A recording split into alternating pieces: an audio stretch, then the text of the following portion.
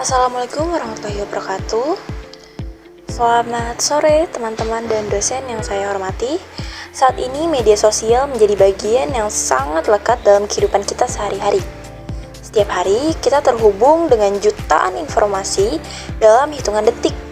Namun, seiring dengan cepatnya arus informasi ini, kita dihadapkan pada sebuah tantangan yang besar, yaitu maraknya hoaks atau informasi yang palsu.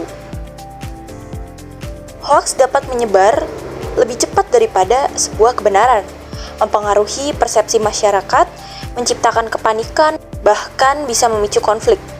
Dalam presentasi ini, kami akan membahas bagaimana hoaks berkembang di media sosial, dampaknya, serta bagaimana kita bisa membedakan antara informasi yang valid dan hoaks.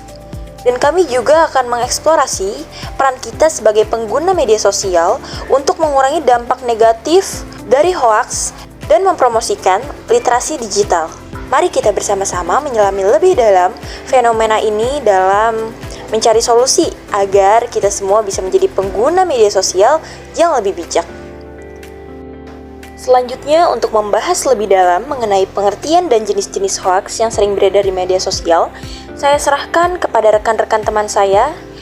Dia akan menjelaskan dasar-dasar mengenai apa itu hoaks, bagaimana hoaks muncul, dan bagaimana hoaks bisa cepat menyebar, serta beberapa jenis contoh hoaks yang bisa kita temui. Setelah itu, saya dan tim saya akan melanjutkan ke bagian-bagian berikutnya yang mencakup dampak hoaks, cara mengenalinya, dan langkah-langkah konkret yang bisa kita ambil untuk kita mencegah ke penyebarannya. Kepada teman-teman saya, waktu dan tempat saya persilahkan untuk presentasi. Apa itu hoax? Hoax adalah informasi atau berita palsu yang sengaja dibuat untuk menipu, menyesatkan, atau memengaruhi orang yang menerimanya. Biasanya, hoax dibuat dengan tujuan tertentu, seperti untuk mendapat keuntungan pribadi, memprovokasi masyarakat, atau membangun opini publik secara keliru.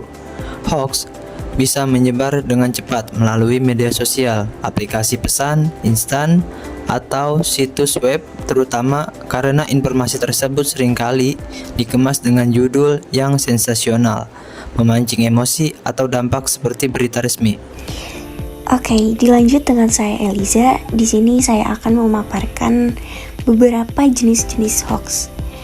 Di mana yang pertama ada berita bohong atau fake news. Ini adalah informasi palsu yang disajikan sebagai fakta untuk menipu atau menyesatkan. Sering dengan tujuan untuk memengaruhi opini atau menimbulkan sensasi. Yang kedua ada tautan jebakan atau clickbait. Clickbait ini sendiri adalah sebuah tautan dengan judul sensasional yang dirancang untuk menarik klik, seringkali tanpa isi yang sesuai atau relevan. Yang ketiga ada bias konfirmasi. Bias konfirmasi adalah kecenderungan seseorang untuk mencari, menafsirkan, dan mengingat informasi yang mendukung keyakinan atau pandangan mereka, sambil mengabaikan atau meremehkan informasi yang bertentangan. Yang keempat ada misinformation. Misinformation ini adalah informasi yang salah atau tidak akurat yang disebarkan, seringkali tanpa niat buruk. Misinformasi terjadi ketika seseorang membagikan informasi yang keliru atau tidak terverifikasi, yang kemudian bisa menyebabkan kesalahpahaman atau menyesatkan orang lain tanpa adanya tujuan menipu. Dan yang kelima ada satire. Satire adalah bentuk ekspresi yang menggunakan humor, ironi, atau sindiran untuk mengkritik atau mengomentari isu sosial, politik, atau budaya. Biasanya, satire dimaksudkan untuk menyampaikan pesan dengan cara yang lucu atau menyindir, dan seringkali dibuat untuk mendorong pemikiran kritis atau perubahan. Meski tidak bermaksud menyesatkan, satire kadang disalahartikan sebagai berita sungguhan jika konteks atau tujuannya tidak dipahami. Yang keenam ada pasca kebenaran. Pasca kebenaran atau post-truth adalah kondisi di mana opini dan emosi pribadi lebih berpengaruh dalam membentuk pandangan publik daripada fakta atau bukti objektif. Dalam era pasca kebenaran, informasi seringkali disaring dan disajikan dengan cara mendukung keyakinan individu, Sementara fakta yang bertentangan diabaikan atau diremehkan. Fenomena ini sering terlihat dalam konteks politik dan media sosial, di mana narasi emosional dapat lebih berpengaruh daripada data atau informasi yang akurat. Yang terakhir ada propaganda.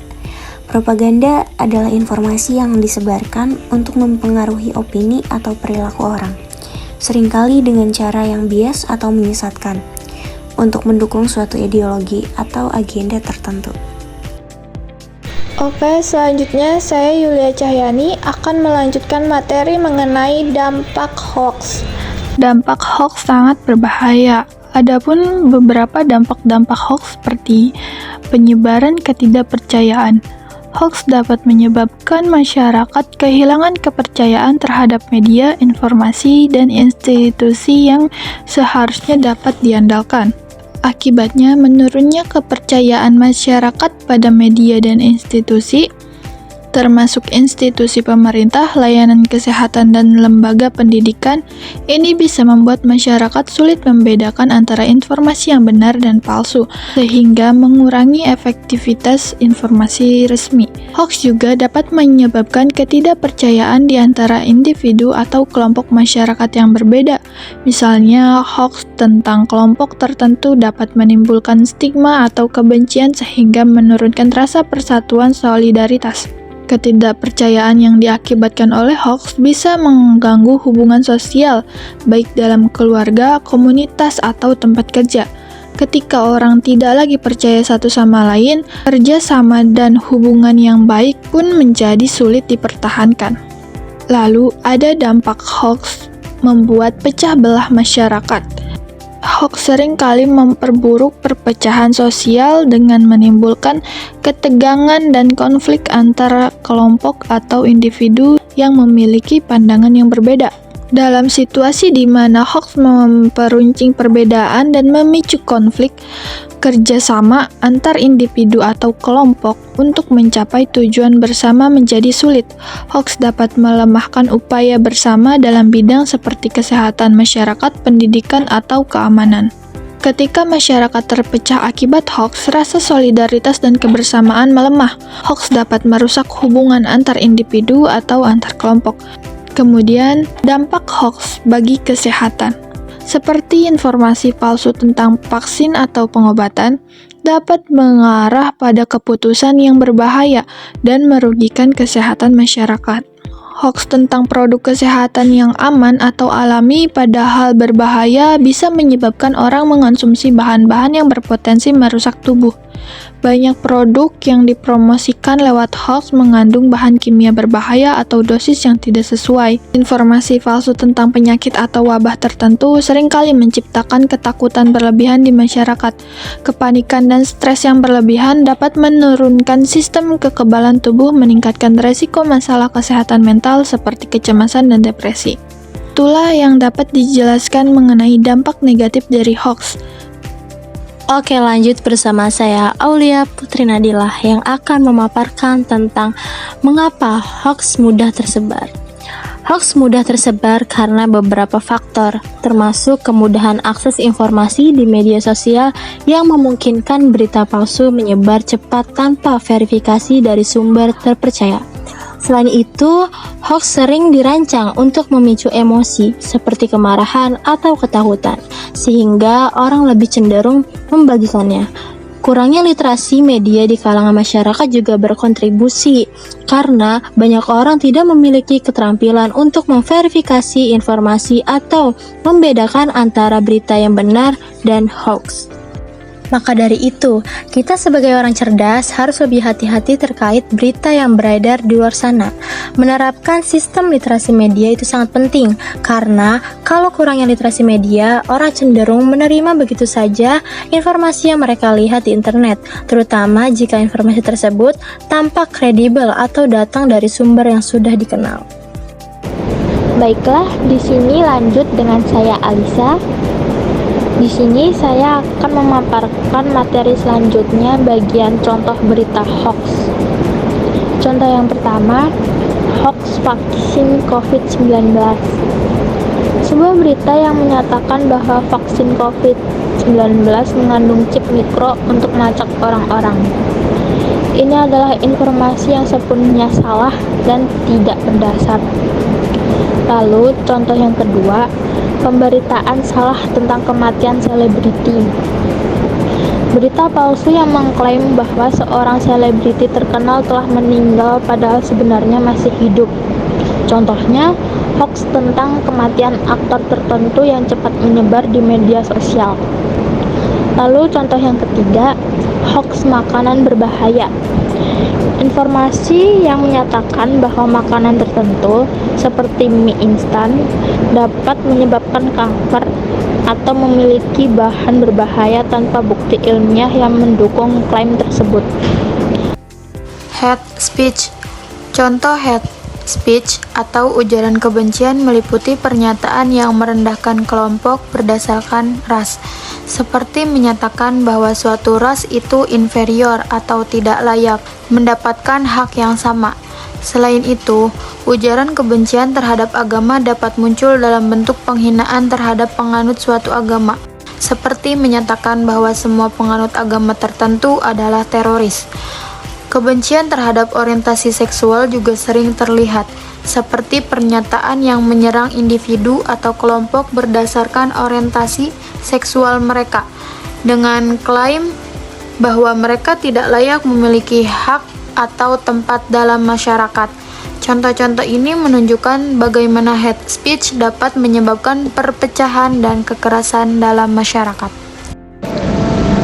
Contoh hate speech di media sosial seringkali muncul dalam bentuk komentar yang merendahkan kelompok tertentu, seperti ketika seseorang memposting pernyataan yang menyebutkan bahwa orang dari ras atau etnis tertentu tidak berhak tinggal di negara tersebut dan seharusnya diusir.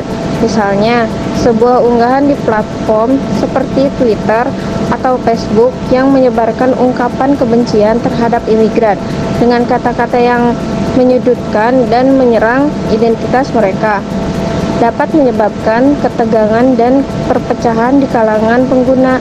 Ujaran kebencian semacam ini seringkali memicu reaksi emosional, memperburuk stereotip negatif, dan menciptakan suasana permusuhan di antara berbagai kelompok di masyarakat.